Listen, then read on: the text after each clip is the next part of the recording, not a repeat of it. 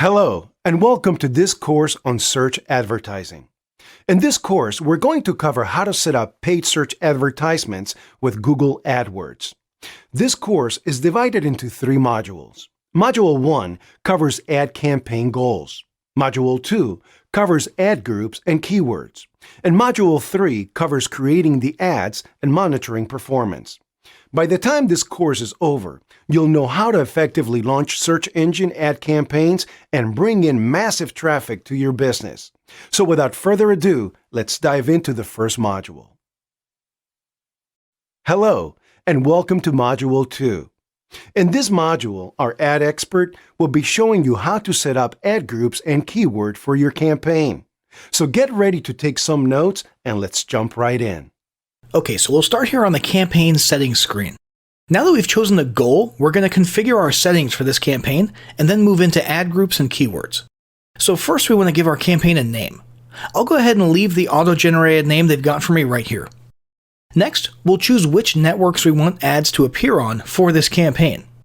Now you can augment a search campaign with some limited display network ads if you want, and in that case, Google will basically determine relevant placements around the web and stick your ads there with what it considers leftover money from your budget. For our purposes, we'll go ahead and uncheck that display option and focus on search only. Next is the location field. Now this is pretty cool. Not only can we type in things like countries and cities, but we can even click advanced and let's zoom in all the way to, say, Omaha, Nebraska. We'll click radius, pin mode, and I can drop a pin and narrow my target audience all the way down to a specific number of miles from that pin. It's insane what you can do. But for the sake of this tutorial, we're just going to stick with all countries and territories. Next, if you're targeting your audience based on language, you can do that right here. And then we have the budget. Now the budget is important to understand. This is not a cap on daily spending like a lot of people think. What you're actually setting here is your approximate monthly budget divided by about 30 days. So the actual spend on any given day could be as much as twice what you type here. And on other days, it might be considerably less than that number. But Google will make sure that by the end of 1 month, when you divide it all up, you will have spent this number times about 30. So this will end up being your daily average, not your actual daily cap. Now you do have an option here. If you need to spend as much money as possible and get these ads out in a shorter period of time, let's say you're doing retargeting for a week-long product launch, or you're trying to meet a sales quota or something like that, you can set delivery to accelerate it so it'll spend your money faster. But just be aware, of course, that this will obviously cause your budget to run out early. Next is bidding. Now, bidding in AdWords is of course based on the old ad auction framework where Google's algorithms are constantly deciding whose ads to show where and when and how often. You can choose what metric you want your bidding focused on right here. It's automatically set to clicks, which means it'll optimize for people actually clicking on your ads, but there's other options as well. Impressions refer to how many people see your ads, regardless of whether they click.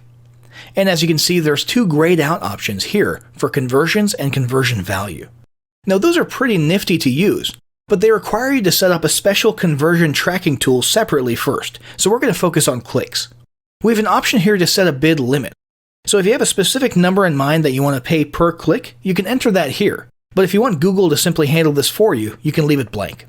Next, we've got start and end dates. Now, typically, ads just run indefinitely. But you might have a specific reason for setting an end date. For example, if you're running a limited time offer or promoting a live event. We'll leave this set to none for us. Next, there's audiences. Now here's the thing. Audiences are great. You've got a lot of demographic and interest-based options to choose from here, based on mountains of data that Google has collected, as well as based on your own data, like if you create a remarketing audience with a tracking pixel. However, most of this will be more useful if you're doing display ads or one of the other types of ads, and you want people to encounter your ads while they're browsing around the web. Since we're strictly dealing with search ads in this lesson, and we literally want to reach people on the search results page while they're typing specific keywords, we're going to skip this. Next, we have extensions. Now these are very cool. Site link extensions are a great way to add additional links to a search ad that link directly to specific pages like your About page or an Hours of Operation page.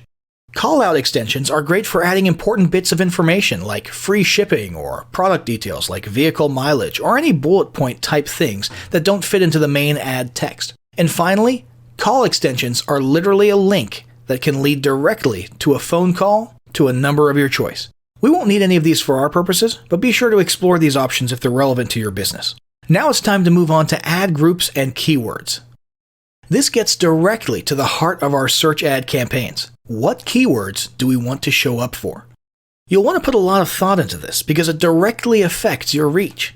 The popularity and frequency of search terms is vital for obvious reasons, but you also need to balance that with the competition level for those search terms, since that impacts the amount of your budget that gets used per click. Now there's a few tools that can help you with this, including Google's own Keyword Planner, Moz, KW Finder, and SEMrush. These tools can help get search volume and competition rates for known keywords, as well as explore and discover additional relevant keywords that you might not have thought of. Once we've researched our keywords, we can literally just paste them all right here. Now you can divide your campaign into easier to manage and analyze groups called ad groups. And if you want to, you can have different sets of keywords in each group so you can see which ones perform better after the ad's been running for a while. For this lesson, however, we'll just need the one ad group. So I'll go ahead and paste my researched list of keywords right here. That's about it for this step.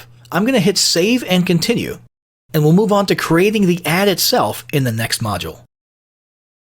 Hello, and welcome to Module 1. In this module, our ad expert will be teaching you about the various campaign goals and how to pick the best ones for your business.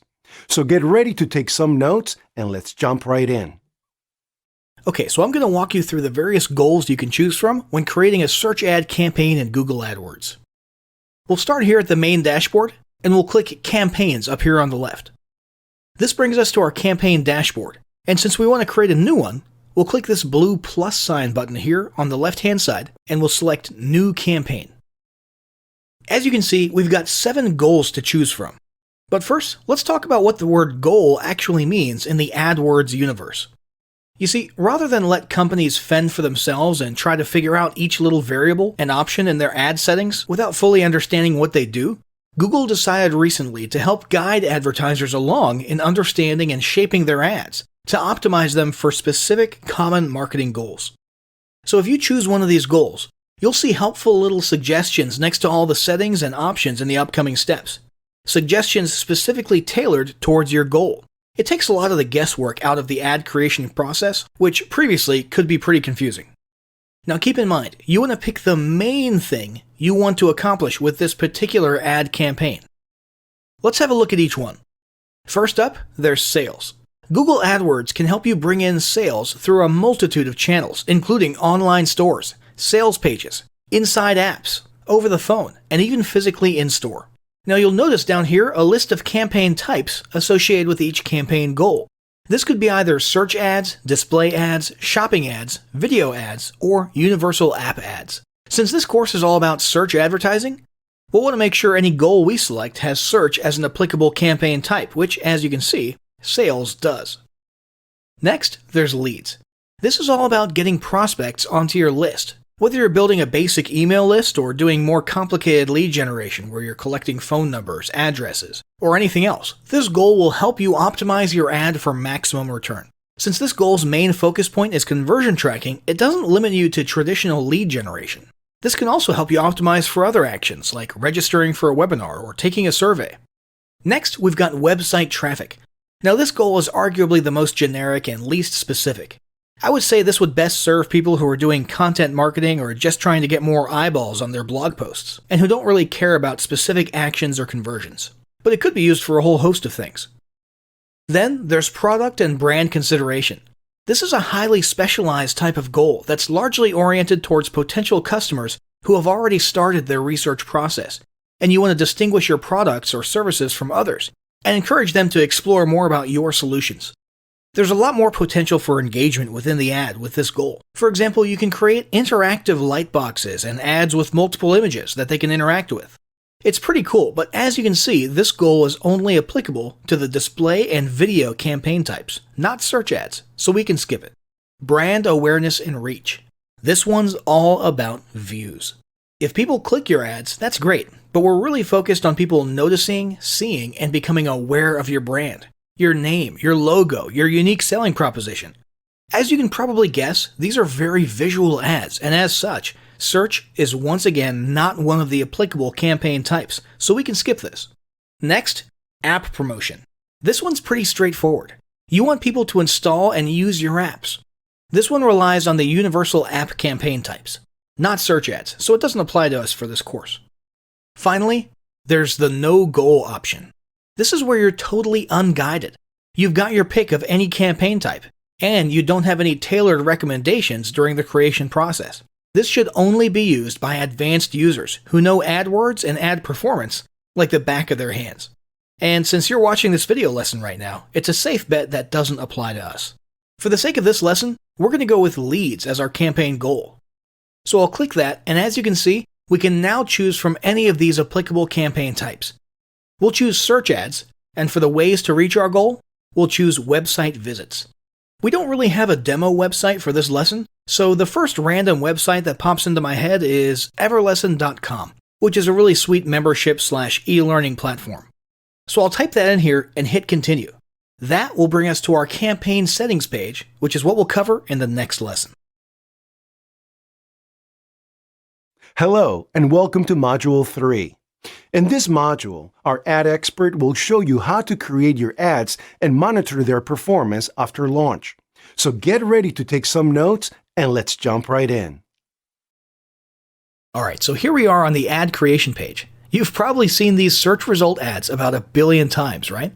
Now it's your turn to create one. As we create this ad, keep an eye on this preview to the right here.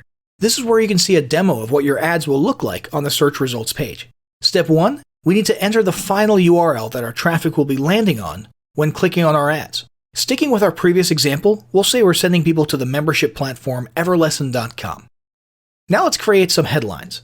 These are the most visible and eye-catching parts of your ad, so you want to make sure the most important words are right here, which can require a lot of thought beforehand because there's a pretty tight character limit. Let's say super easy membership platform and start your free trial and point and click no coding. Now the next field here, display path, is optional. If you want your customer to see what specific pages or areas they're going to, you can put things here to reinforce the marketing message. Like if you have a clothing store, then you could put store.com/men's-shoes/outdoor or something like that. We don't really have any need for that, so we'll skip this option. Next, there's descriptions. Now, descriptions could be used to just cram some more extra information into your ad, since the headlines are pretty short. But the ideal would be to include a call to action like buy now or get started today. I think we'll try get your first online course up and running today. Now, more recently, Google added the ability to add yet another 90 characters of description here. That's probably advantageous in many cases, but I don't want my ads to get so crammed with text that the prospect's eyes miss the main message. So I'm going to stick with what we have here. That's it. Our ad is finished. So I'll hit done, and there we go. Our first search ad is ready to go. Now we could click new ad and create a few more ads with different headlines, different angles, and then we could compare later to see which ones work best. For this lesson, we'll stick with just this one, and I'll hit save and continue. This brings us to the final confirmation page, where we see a brief overview of the important details of our campaign. I'll go ahead and click continue to campaign. And here we have the dashboard for our ad groups. Now, it's not going to be very helpful to go over these stats when everything says 0. So let's come over here to a past campaign that already has some data for us to talk about. So here we've got an ad group from a previous campaign that already has some stats associated with it. This one was a test campaign for selling musical instruments. Here you can keep track of a ton of important stuff. For example, we've got the actual keywords themselves, along with a toggle button for enabling or pausing each individual keyword. We've got your max CPC if you set one, whether or not your keyword was approved. But the most important data is right over here. We've got your number of clicks, impressions, which means how many people saw your ads for those keywords, click-through rate, average cost per click, and the total cost from that keyword so far.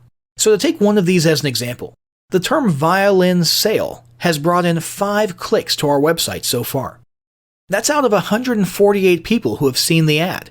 which gives us a click rate of 3.38%.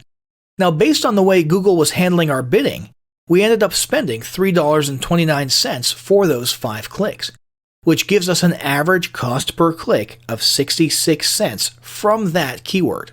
As you can see, this campaign was in its infancy.